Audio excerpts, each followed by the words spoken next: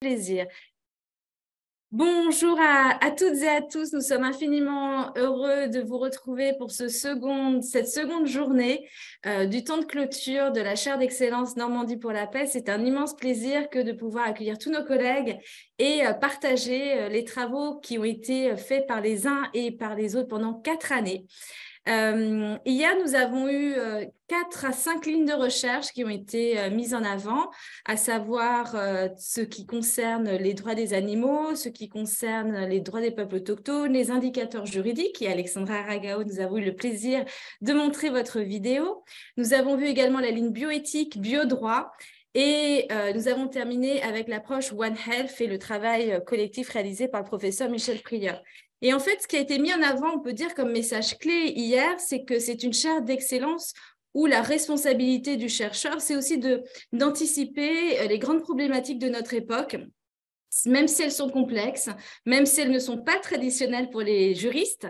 Et Alexandra Aragao, professeure de droit de l'environnement à l'université de Coimbra au Portugal, a proposé de rejoindre la chaire avec un projet qui faisait complètement écho, à savoir la recherche et l'innovation juridique responsable. Et on s'est rendu compte qu'au final, cela faisait écho à l'esprit, à la spécificité aussi de l'organisation, de la structure et des thèmes qui sont portés par la chaire d'excellence Normandie pour la paix. Je rappelle que c'est une chaire d'excellence qui a été créée lors du second forum mondial Normandie pour la paix, qui a été créé à l'initiative de la région Normandie, avec une convention tripartite novatrice, avec le Conseil national de la recherche scientifique, avec l'Université de Caen, et que cette chaire est portée ici par la Maison de la Recherche en sciences humaines, et nous sommes aujourd'hui dans son amphithéâtre.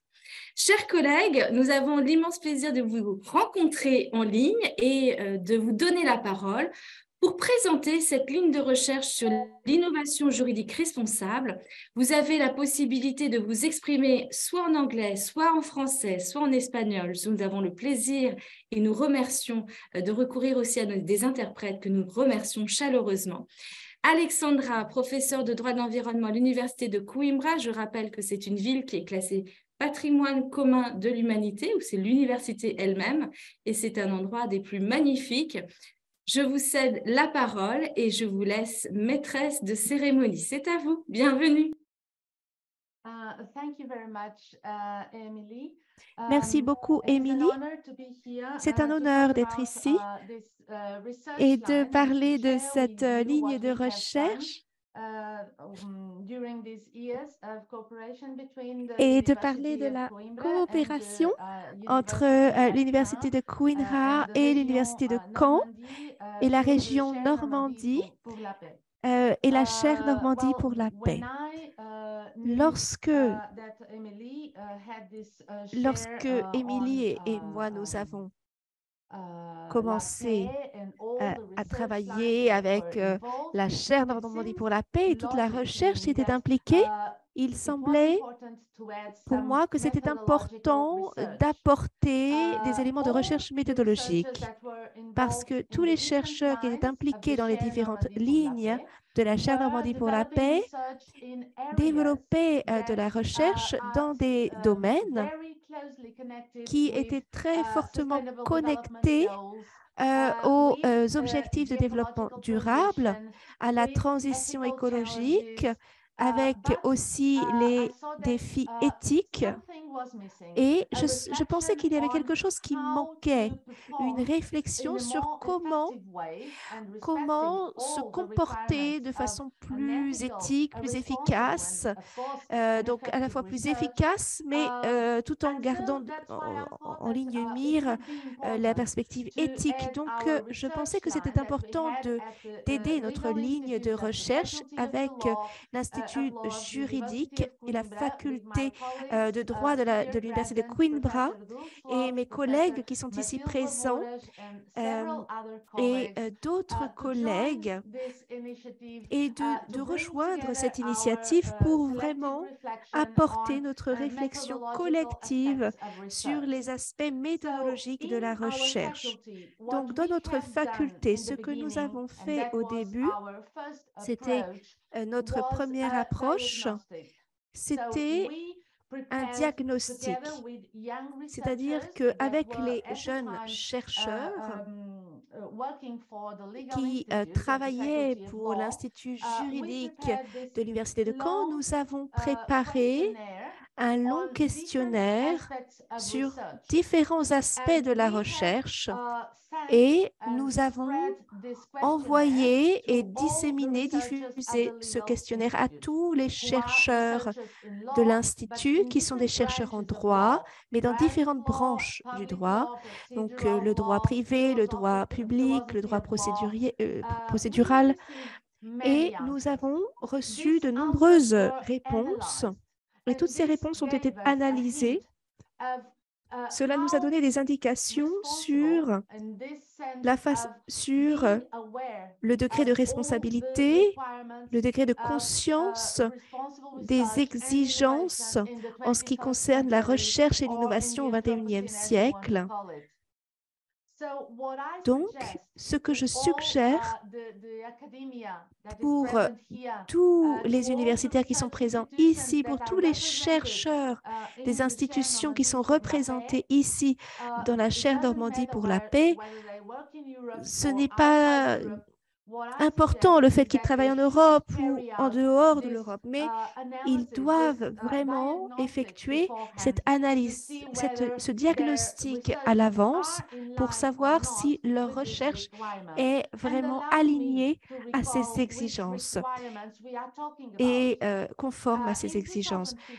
Donc, en 2015, la Commission européenne a approuvé 6 exigences ou critères en fait qui caractérisent la recherche innovante et responsable. Donc, la gestion des équipes, le fait de transmettre les informations, d'autonomiser les participants, de leur donner plus d'autonomie, ainsi que toutes les parties prenantes. Là, on parle ici d'éthique. Et ici, avec la chaire Normandie pour la paix, nous avons une éthique avec nos lignes de recherche. Et les recherches sont effectuées par des jeunes chercheurs. Ensuite, il y a le critère d'accès, puisque le libre accès, parce que tout doit être en accès libre. Nous devons tous avoir accès à toutes les recherches qui sont menées par la chaire. Et bien sûr, les équipes ont été mixtes, donc il fallait qu'il y ait un équilibre aussi dans les équipes et également la gestion, comment impliquer la société et toutes les parties prenantes.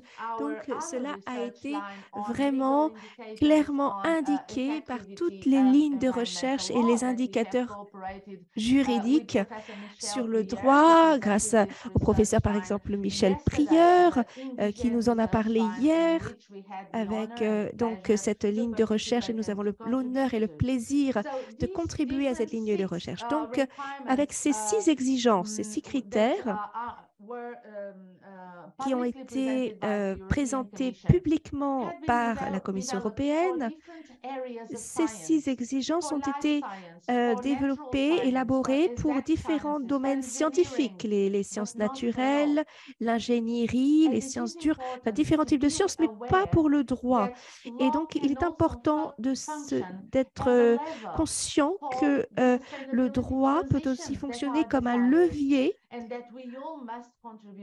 et nous devons contribuer tous à cette transition. Donc, notre réflexion, et c'était donc la deuxième étape, notre réflexion consistait à intégrer ces exigences qui sont des exigences éthiques et des exigences transformationnelles. Et les exemples que nous allons entendre des professeurs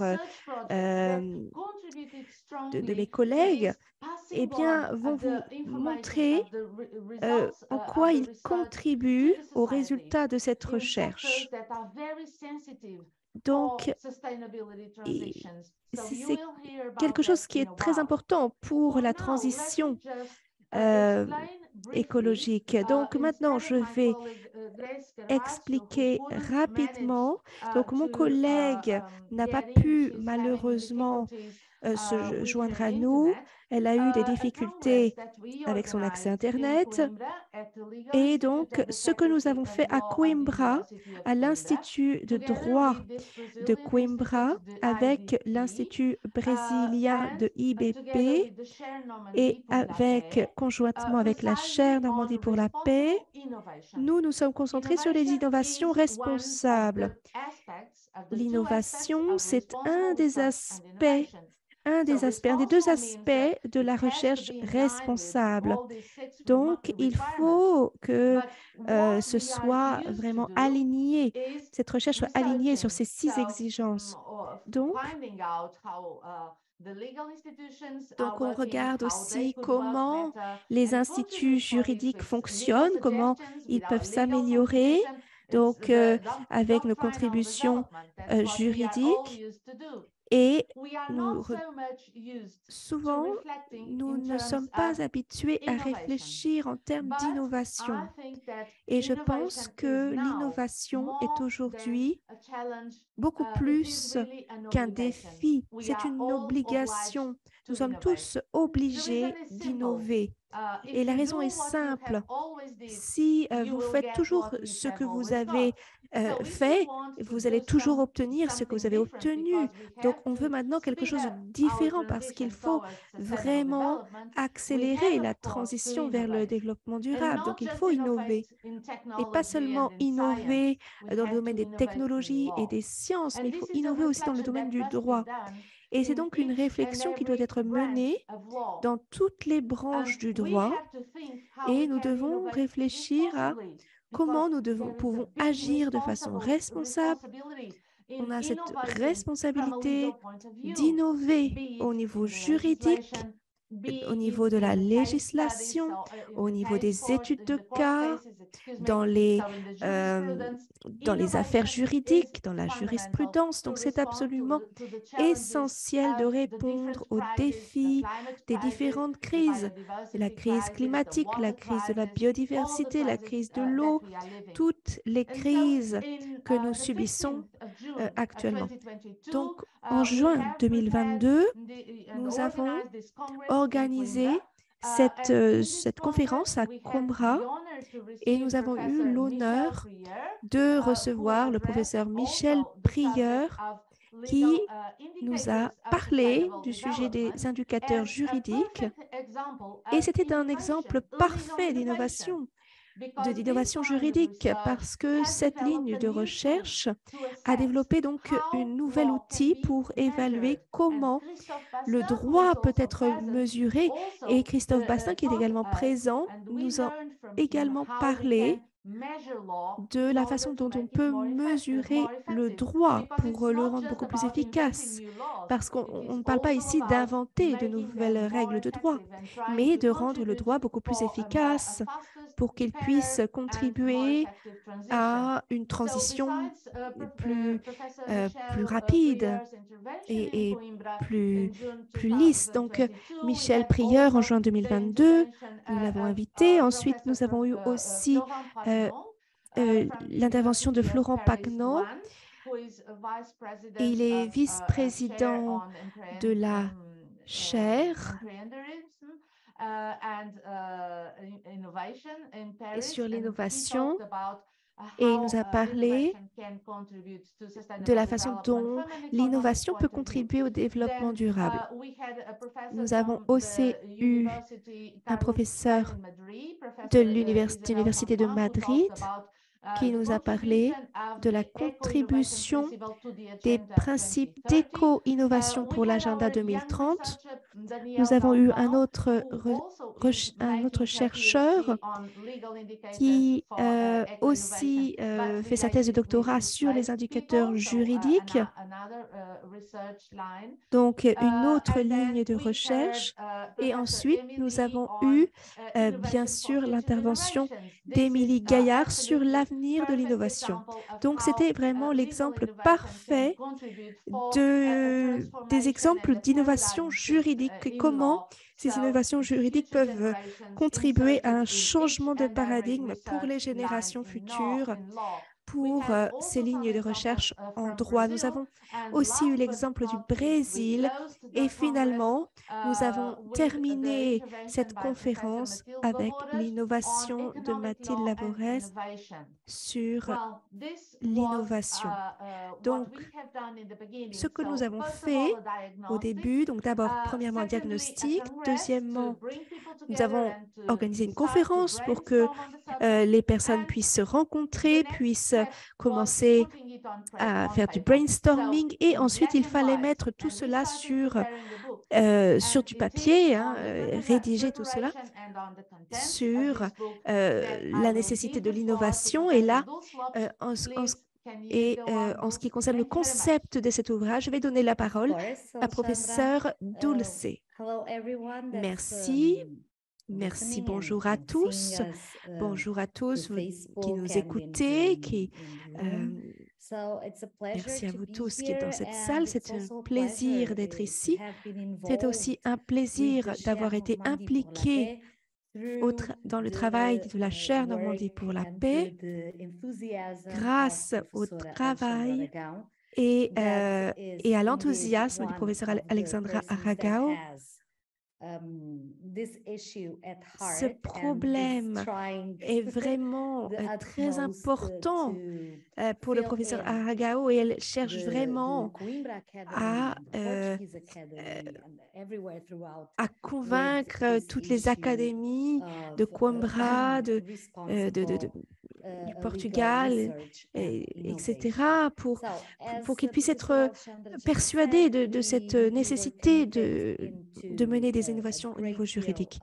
Donc, nous avons aussi contribué à de nombreux résultats. Premièrement, au niveau de l'analyse, je n'ai pas joué un grand rôle dans cette analyse. Ensuite, en tant qu'équipe à Coimbra, et comme le professeur Aragão l'a expliqué, nous avons commencé à nous étendre à partir de là, à développer.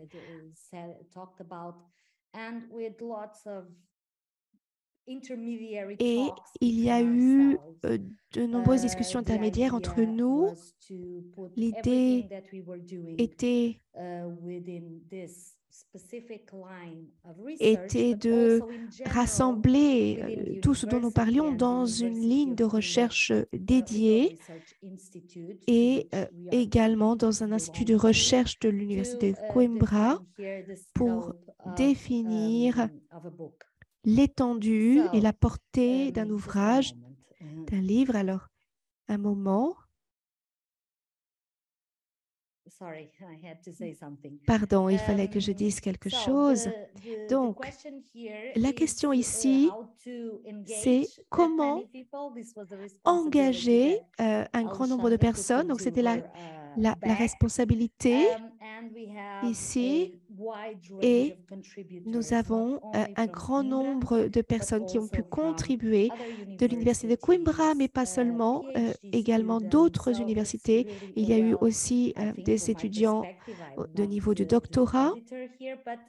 Là, nous avons parlé aussi de l'éditeur et nous avons pu rédiger cet ouvrage. Donc, comment est-ce que cela est défini? Quelles sont les bases principales de ce livre sur l'innovation au niveau juridique et au niveau de la recherche?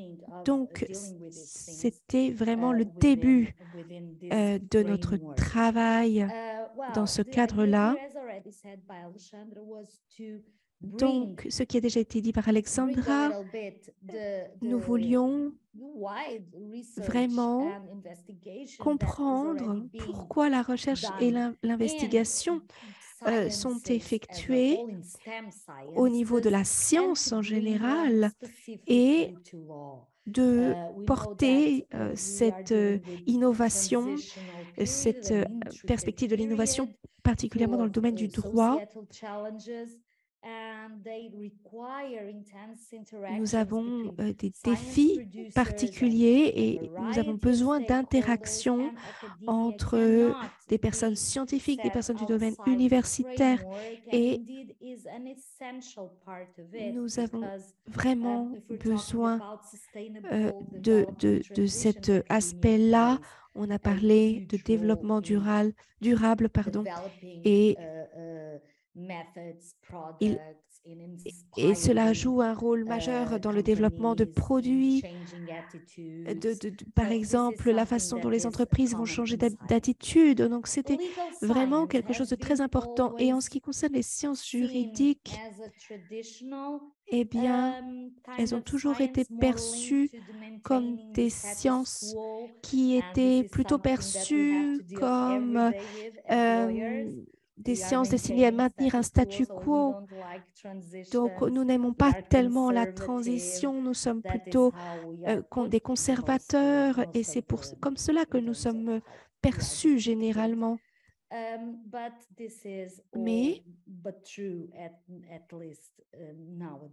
Mais cela est toujours effectivement valable de nos jours. Donc, le fait de relier cette science juridique avec les recherches, les innovations qui sont entreprises est intéressant puisque cela est tout à fait pertinent parce que le droit doit jouer ce rôle. Comme nous l'avons dit, nous sommes dans cette période de transition. Il y a des demandes importantes et donc le droit doit jouer un rôle de transformation afin d'informer et de façonner de bonnes décisions et afin que la recherche puisse contribuer à cette transition durable. Donc, il nous faut aborder la question de la recherche responsable et de l'innovation. Donc, cela était le contexte de l'ouvrage. Bien sûr que nous devons réfléchir à cet aspect-là, à ce sujet particulièrement en ce qui concerne le droit, et c'était un sujet particulièrement exigeant. Et donc, nous, en tant que contributeurs, et Alexandra particulièrement en tant qu'organisatrice, nous devions réfléchir à la méta-recherche. Quand on parle de recherche et d'innovation responsable, comment est-ce qu'on va innover dans la recherche? Donc, il y a beaucoup de questions en ce qui concerne les méthodes. Qu'est-ce que nous pouvons faire pour pouvoir vraiment introduire cette idée de recherche et d'innovation responsable? Que pouvons-nous faire? Donc, l'idée est simple. Donc, bien sûr, la recherche et l'innovation responsable avec et pour la société. Donc, une recherche collective orientée vers les objectifs de développement durable. Donc, ce que nous avons essayé de faire, bien sûr, il nous faut aborder les problèmes sociétaux. C'est ce que nous faisons au niveau scientifique dans ce mouvement. Et donc, un mouvement inclusif, un mouvement divers, un mouvement complexe pour anticiper les problèmes, pour aussi amener des réponses, un mouvement qui soit adaptatif, mais également, nous devions travailler là-dessus d'un point de vue juridique. Et nous devions réfléchir à la façon dont le droit doit s'ajuster à ces différents éléments. Et ce que le professeur Alexandra Aragao a formulé, c'est donc la formule de l'innovation responsable. Et je dirais que pour que nous ayons des bons juristes avec une intelligence au niveau juridique, et aussi tous ces éléments devraient être aussi rassemblés avec une attitude responsable pour vraiment répondre à tous les défis auxquels nous faisons face Et je pense que tout le monde est d'accord là-dessus. Cela nous amène à des problèmes d'injustice et donc, et évidemment, essayer d'atteindre un système beaucoup plus durable. Donc ça, c'est le contexte général que je voulais aborder lorsque nous parlons de recherche et d'innovation responsable et comment ces idées peuvent infuser le monde de la recherche et de la recherche juridique. Et donc là, on parle de l'aspect procédural et en ce qui concerne cet aspect-là, il y a de nombreuses questions qui ont été posées auxquelles nous essayons de répondre et nous allons donner des définitions plus tard, mais nous devons aborder les problèmes de la recherche, des thèmes de recherche, comment ces thèmes peuvent être sélectionnés et les aborder d'un point de vue méthodologique. Et bien sûr, nous devions aussi intégrer les parties prenantes dans la recherche avec des points de destination qui doivent être initiés. Donc, c'était très important. Donc, il nous faut aussi voir la méthode que les chercheurs utilisent pour revoir, parce qu'il fallait revoir cette méthode, parce que pour l'instant, cette méthode était insuffisante en ce qui concerne la recherche et l'innovation, donc les positions des parties prenantes. Donc, nous avions des entretiens, des rapports qui ont été intégrés et nous avons aussi intégré la science citoyenne. Donc, il fallait donc faire tout cela et aussi, nous devions introduire une analyse, une réflexion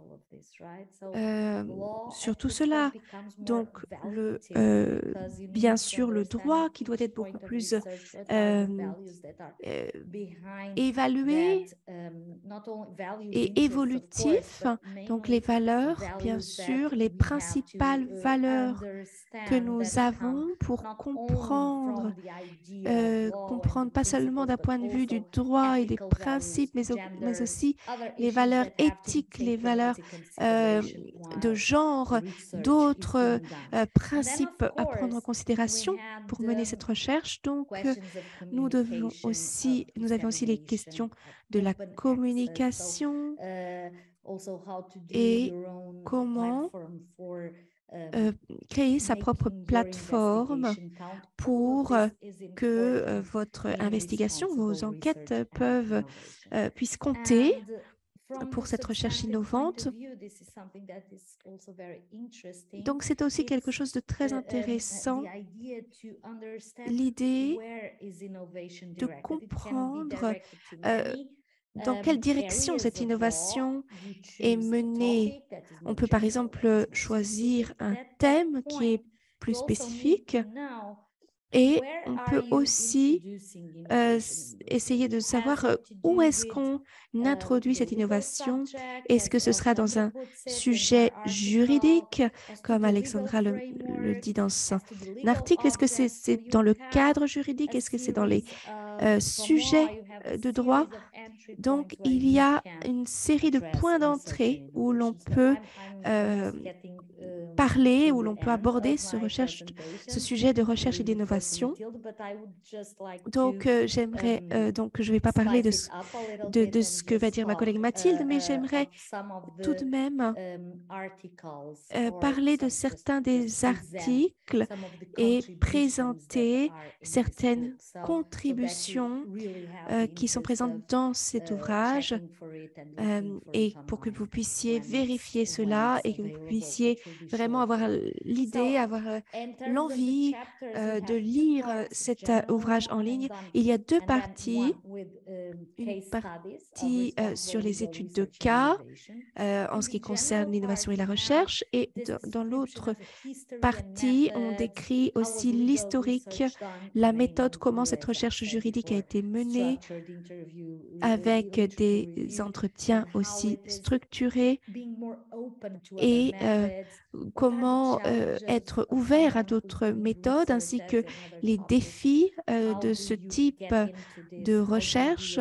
Comment est-ce qu'on peut mener une telle recherche? Est-ce que c'est aussi quelque chose qui est durable pour vous-même? Et comment est-ce que cela contribue au caractère durable? Et donc, les défis ont été mentionnés: la science, la communication pour une recherche responsable au niveau juridique. On peut avoir la meilleure recherche du monde, mais si on ne communique pas sur cette recherche, évidemment, cela ne sert à rien. Donc, c'était aussi quelque chose dont on a parlé. L'accès libre, on en a parlé. Donc, c'est important, bien sûr, que cette recherche soit en accès le plus libre possible et la plus disponible possible. Donc, les innovations juridiques, Alexandra en a parlé. Cela est vraiment le squelette, la partie essentielle de cette présentation. Donc, nous avons aussi des études de cas sur le droit en matière du digital, par exemple, planifier le droit pour la transition, pour l'avenir.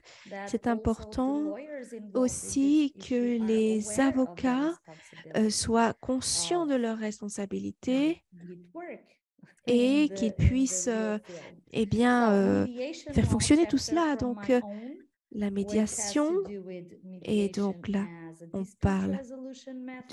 parle des méthodes de résolution de conflits, de litiges. Donc, comprendre pourquoi cela est un bon thème, un bon sujet, et comment le rendre beaucoup plus durable. Donc, la question de durabilité dans cette transition. Donc, le droit au niveau financier, ma collègue va en parler plus tard. Le droit au niveau technologique, les technologies, qui est très important. Il est très important de mentionner tous ces différents thèmes et d'autres contributions que vous pouvez également lire dans les prochaines semaines ou les prochains mois, hein, comme vous voulez.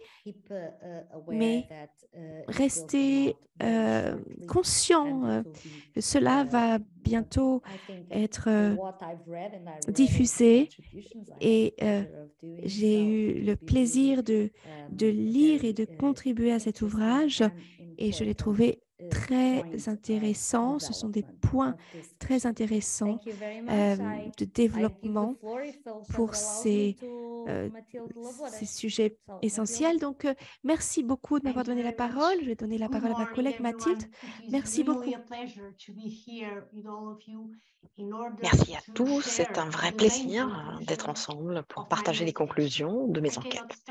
Alors, je ne vais pas commencer sans, comment dirais-je, remercier le professeur Alexandra Aragao, qui nous a permis d'étudier, d'échanger sur ses recherches, sur l'innovation, sur les lois financières. Donc, la loi financière ou les lois financières peuvent faire partie de toute une série d'aspects économiques, bon, mais ce ne sont pas des thèmes tous semblables. En fait, on a un impact très important au niveau de la recherche, au niveau des méthodes, au niveau des réalisations également.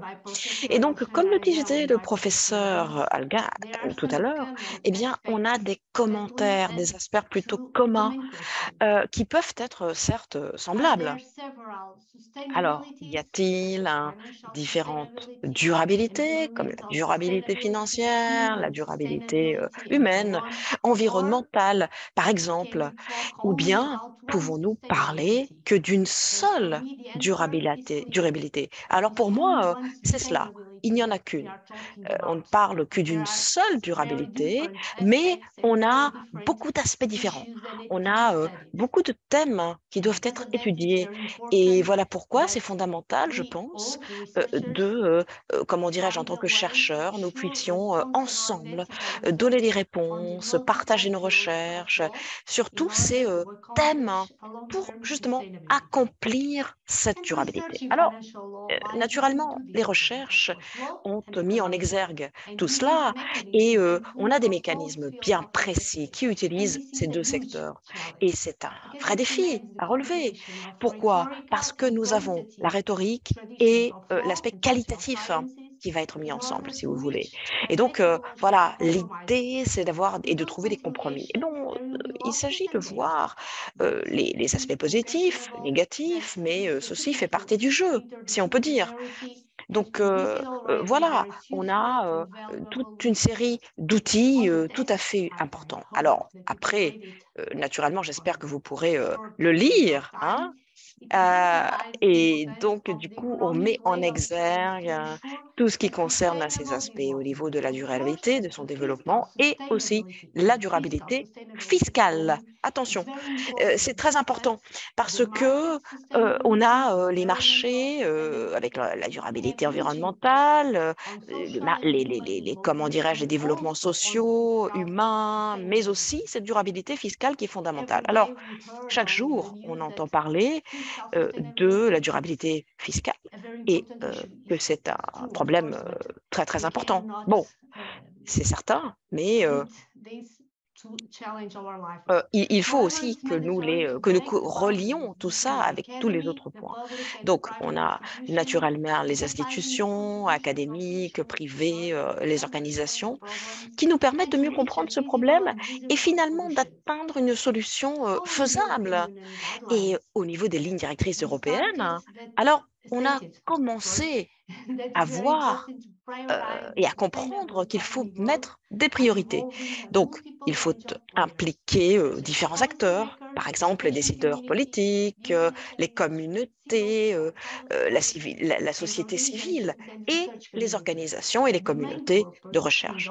Donc, au final, c'est un vrai défi au niveau de l'innovation légale, financière, etc. Et du coup, on veut trouver les vrais effets, n'est-ce pas, qui sont liés à toutes ces mesures pour accomplir de façon inclusive, responsable et sociétale ces enquêtes. Alors, naturellement, tous ces secteurs ont comment dirais-je, ont un effet bien spécifique et on a au niveau des enquêtes qui sont effectuées toute une série d'informations qui sont fondamentales au final pour bien comprendre ce qui est, comment dirais-je, fondamental et aussi pour voir les comportements, les informations nécessaires au niveau des concessions et voir ce qui peut être fait au niveau des différentes entités pour aller dans cette direction. Voilà, donc c'est fondamental, comme je le disais, au niveau environnemental en particulier. Alors, les recherches doivent être aussi orientées vers la construction de solutions comparatives et les réflexions éthiques qui permettent d'éviter des effets non voulus, n'est-ce pas, au niveau technique, technologique, etc. Donc, on a des effets négatifs qui peuvent être vraiment désastreux. Et donc, voilà pourquoi c'est un gros problème au niveau économique, au niveau de la finance publique. Et en particulier, on peut l'éviter avec la mise en œuvre d'actions bien précises. Alors, forcément, elles sont plus efficaces si elles permettent d'éviter ce type de problème. Et donc, voilà, l'émergence de ces événements négatifs nous permettent de vraiment mettre en exergue ces points centraux, y compris au niveau des politiques financières et tout ce qui concerne les recherches académiques, etc.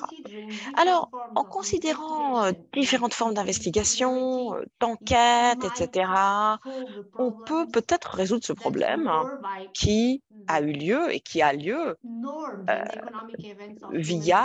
via les comportements humains.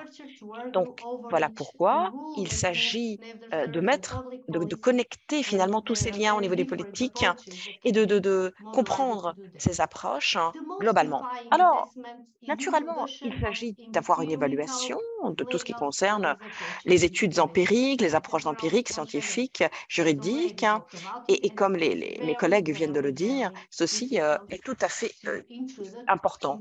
Et voilà pourquoi on peut du coup faire des études empiriques au niveau de la loi financière, parce que les acteurs, les parties prenantes sont tout à fait clés, et des points clés. Et donc, ce n'est pas facile d'avoir des données liées à cela. Mais on considère que c'est un spectre assez large d'opportunités que nous avons au niveau du réalisme, si vous voulez, financier, juridique, et on a différents modèles à la clé qui peuvent être utilisés.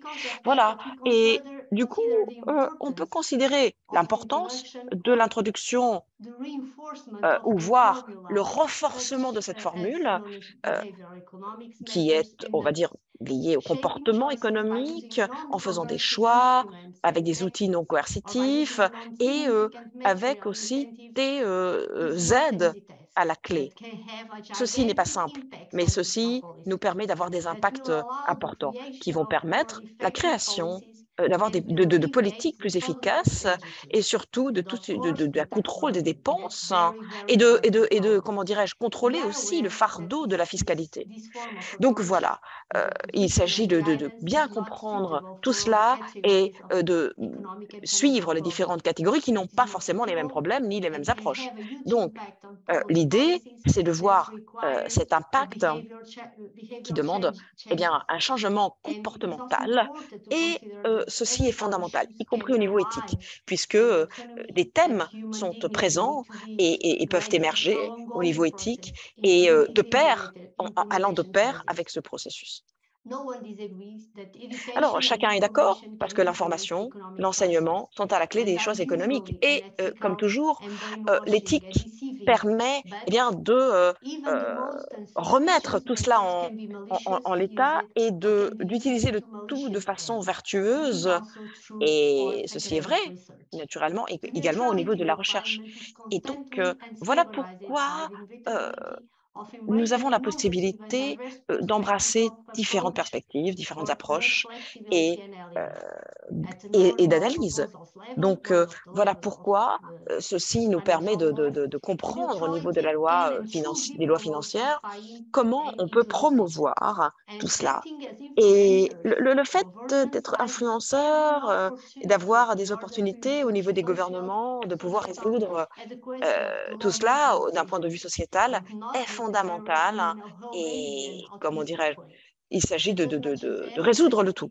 Et voilà pourquoi ceci est important au niveau global, au niveau de la recherche de certains objectifs. Et dans ce cadre, ceci est très important par rapport à l'aide aux États, mais aussi aux procédures globales. Alors, comment pouvons-nous faire? Je pense qu'on a différentes directions à étudier, c'est-à-dire la connaissance qui est fondamentale et qui permet d'explorer différents chemins. Bon, on a aussi des outils que nous pouvons utiliser et donc il faut s'assurer que tous sont en conformité d'un point de vue éthique, sociétal. Et donc le marché utilise des informations à la clé, mais les informations ne sont pas toujours complètes, pas toujours fiables, et parfois, on ne peut pas les utiliser et elles ne sont pas souhaitables. Voilà, donc voilà pourquoi il faut formuler dans des circonstances spécifiques toute une série de points clés et d'avoir plus de neutralité, plus d'inclusion et de flexibilité aussi par rapport aux échanges d'informations, y compris par rapport à cette intégration qui doit être plus simple et aussi facile d'accès. Voilà.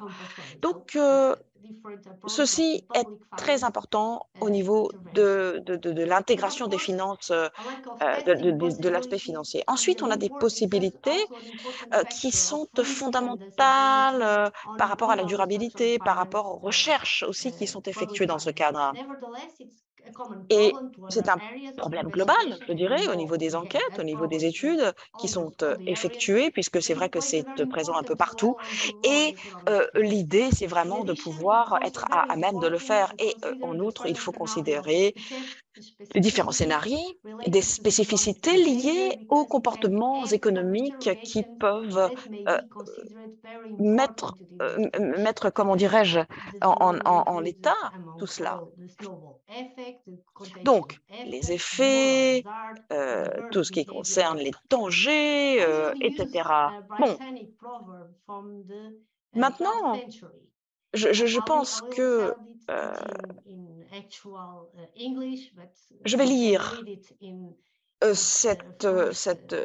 comment dirais-je, citation britannique qui dit que on peut amener le cheval vers la rivière, mais on ne peut pas le forcer à boire. Bien.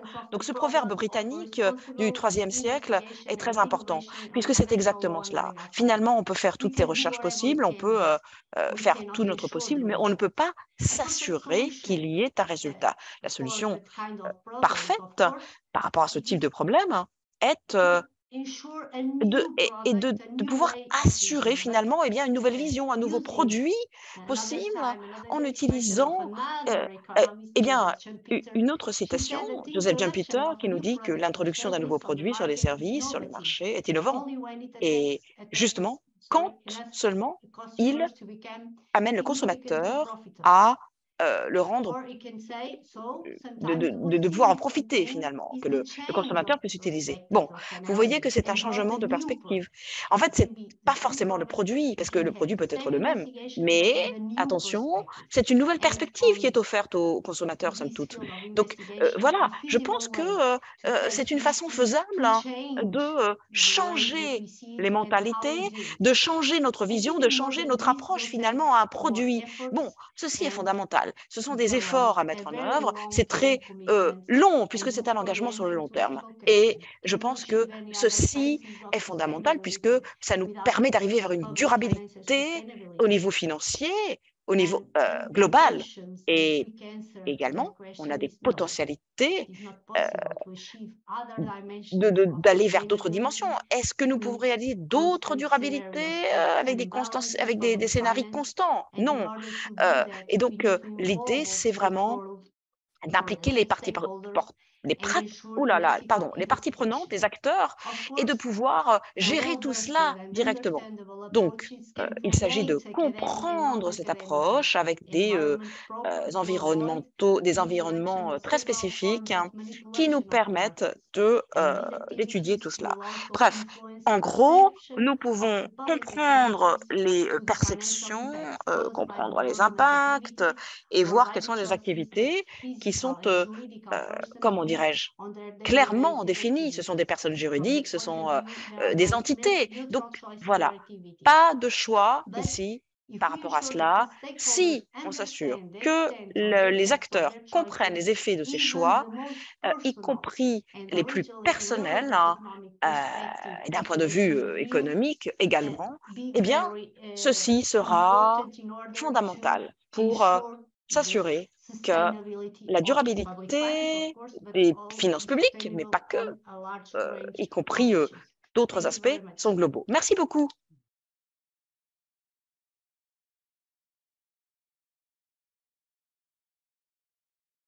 Thank you so much. Alexandra? Merci beaucoup. Oui, on est. Merci à tous de votre support, vraiment de votre soutien au niveau de la chaire, puisque tout cela a été rendu possible grâce à vous, avec ces publications, avec tout ce que nous avons fait. Et c'est énorme, vraiment, quelle opportunité magnifique vous nous avez donnée au niveau de la visibilité. Merci infiniment. Thank you so much, Alexandra. Merci Alexandra, merci Mathilde, Dulce. C'est un To grand show plaisir de how, pouvoir even if ensemble we have comprendre changed the way of tout cela. working, Alors, c'est vrai qu'on a usually changé un we peu la were façon de travailler, puisque used to normalement, on meet était habitué before à nous working, voir and now avant de we're travailler. Mais working like là, a network maintenant, on est en online and réseau, just on travaille en ligne, on co-creating arrive and à creating co-créer synergies des in order to synergies provide and finalement spread the pour word. voilà, So it's a great honor, divulguer great pleasure, toutes ces and connaissances. Donc, c'est un Alexandra grand has been plaisir. absolutely Alexandra amazing. a été She was fantastique. yesterday Elle already for the était legal déjà là indicators au session. niveau des She's there indicateurs today for juridiques. her own Ensuite, session. elle est là aujourd'hui pour And sa propre session. tomorrow, we Et will talk demain, about également, nous Normandy parlerons, HFOP eh Summer bien, vous School. le savez, And de she la was Summer again School. on Donc, board. So voilà, anyway, it's a vraiment, immense merci à tous. pleasure. And Et I warmly je pense thank que you from the ceci deep of my a heart. And I été hope that the fondamental. message Merci that du fond we du are cœur. showing Merci to the world is de that tous ces messages que vous religion nous can donnez, n'est-ce fund pas? Et y research compris par of rapport à la ligne de international quality, recherche dans les just comités scientifiques to spread the pour message of peace diffuser et in the divulguer universe. ce message So de thank paix you so un peu much dans tous for nos all your secteurs. Merci à work, tous de votre and travail I hope incroyable. to see you soon, J'espère vous and revoir we très will send vite to you et as voilà, soon as possible comme on dit, le your plus vite book that possible. can Et be donc, published in the Normandy vos HFOP's ouvrages seront collection naturellement at publiés dans Marie-Martin notre collection Éditions Marais-Martin, les éditions next year, Marais-Martin, because there l'année is a prochaine, puisque nous avons process, un processus à editorial suivre au niveau process. It éditorial. takes time, Et donc, ça prend un but peu de next year, temps. Mais 2024, donc, 2024, eh it will be bien, et vos annual ouvrages, vos processes. recherches seront Thank you so naturellement much. Have publiées. a great Merci day. à toutes les Have a good trois. Sunday, Très and see belle you soon. journée, Bye. bon samedi et à très vite. Au revoir. Merci beaucoup. I'm going to Merci à switch into vous. French. Voilà, je vais repasser au français. Chers interprètes,